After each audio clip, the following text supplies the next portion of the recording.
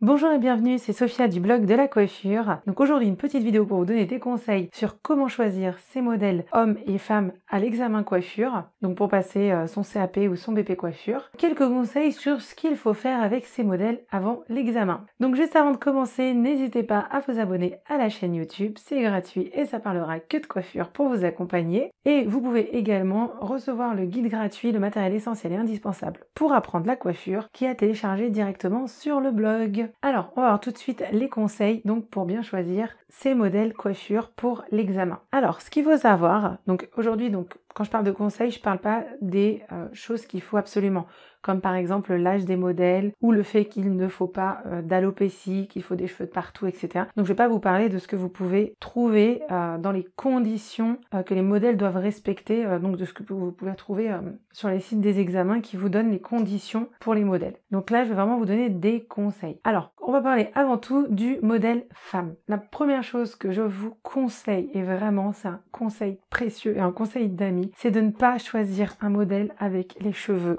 beaucoup trop longs, d'accord, et une masse de cheveux très forte. Plus votre modèle aura les cheveux épais et longs, plus pour vous, ça sera difficile de terminer à temps votre examen coiffure. Ce qu'il faut savoir, c'est que vous avez quand même un temps réduit, selon que ce soit la permanente ou coloration coupe coiffage. Donc, plus le cheveu sera long et épais, rien que de sécher les cheveux au sèche-cheveux, vous allez mettre vraiment beaucoup de temps. Sur certaines têtes, on peut mettre une demi-heure à bien sécher les cheveux. Donc, choisissez plutôt quelqu'un qui est en mi-long et surtout, voilà, pas une quantité de cheveux. Alors, autant j'aime énormément les cheveux épais, je trouve ça magnifique. Autant pour le modèle coiffure à l'examen, il faut vraiment éviter la grosse touffe de cheveux bien volumineuse.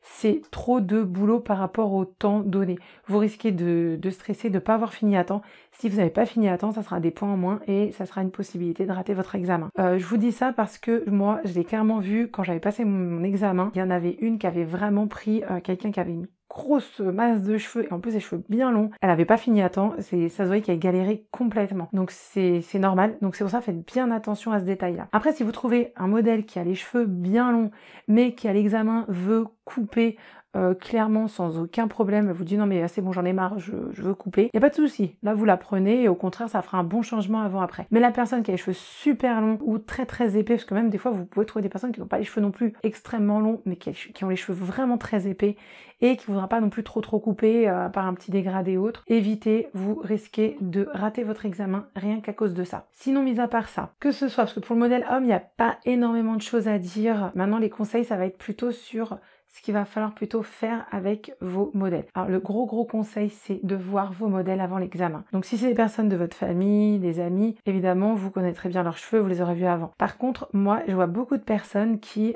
postent des annonces pour avoir des modèles et des fois du jour au lendemain par rapport à leur examen, elles n'ont même pas le temps de voir leur modèle et du coup c'est surprise le jour de l'examen, le modèle qui arrive. Donc c'est tout à fait possible qu'une personne réponde à une annonce et qu'elle n'ait pas les conditions que vous avez données. Parce que tout simplement il y a des gens qui vont pas faire attention à tous ces petits détails, vous verrez c'est pas trop grave. C'est aussi possible que vous ayez un modèle par exemple qui vous dit oui moi c'est bon, je remplis toutes les conditions et au final par exemple une personne qui n'aurait pas vu qu'elle a une petite alopécie à un endroit qui est tout à fait récente.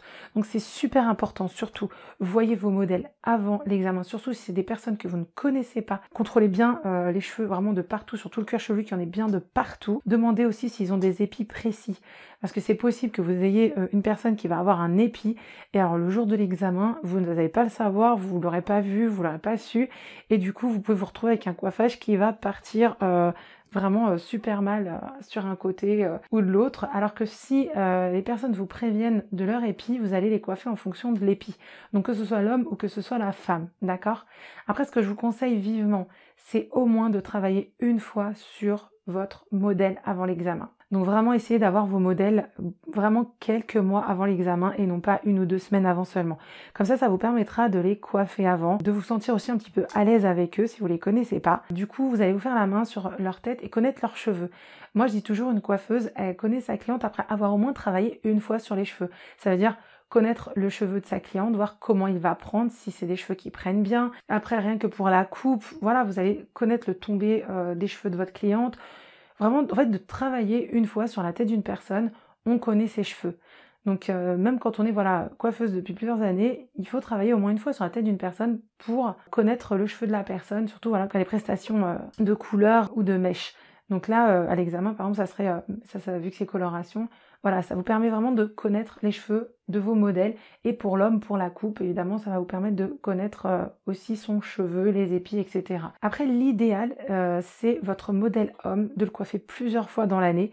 Et à partir de 2-3 mois avant l'examen, vous ne le touchez pas, qu'il ait bien la grosse touffe. Donc ça c'est l'idéal par contre pour l'homme. Autant pour la femme, je vous conseille pas la grosse touffe de cheveux si elle souhaite pas couper le jour de l'examen.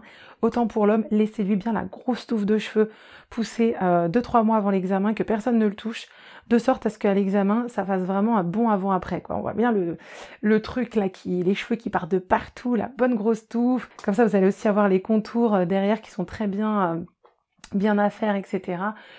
Donc, pour récapituler, faites bien attention au choix de votre modèle femme par rapport à sa chevelure. D'accord? Ça peut vraiment vous faire rater l'examen. Deuxième conseil, il faut vraiment voir vos modèles avant l'examen et dans l'idéal, les avoir coiffés au moins une fois dans l'année avant votre examen. D'accord? Pour vous sentir à l'aise. Troisièmement, avant l'examen, laissez-leur bien les cheveux pousser 2-3 mois avant. Ne les touchez plus pour qu'ils aient bien des cheveux à couper selon le modèle femme, voilà, selon sa longueur, que vous ayez voilà quand même un minimum à couper et qu'il y ait un bon avant-après quand même, qui fasse un bon petit relooking.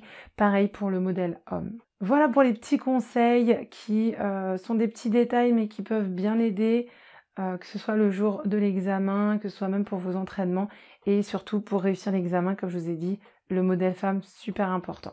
D'accord? C'est vraiment quelque chose qui peut vous faire rater l'examen. Donc écoutez, j'espère que ces petits conseils vous auront aidé à faire attention à ces petits détails qui peuvent vraiment vous aider et vous apporter la réussite à votre examen. C'est tout ce que je vous souhaite. Donc si vous avez aimé la vidéo, n'hésitez pas à lâcher un petit pouce bleu, ça me fera plaisir. Et je vous dis à très vite pour d'autres conseils et d'autres vidéos coiffure. D'ailleurs, si vous avez des questions, n'hésitez pas à me les poster en commentaire ou en privé via le blog. Je vous dis à très bientôt!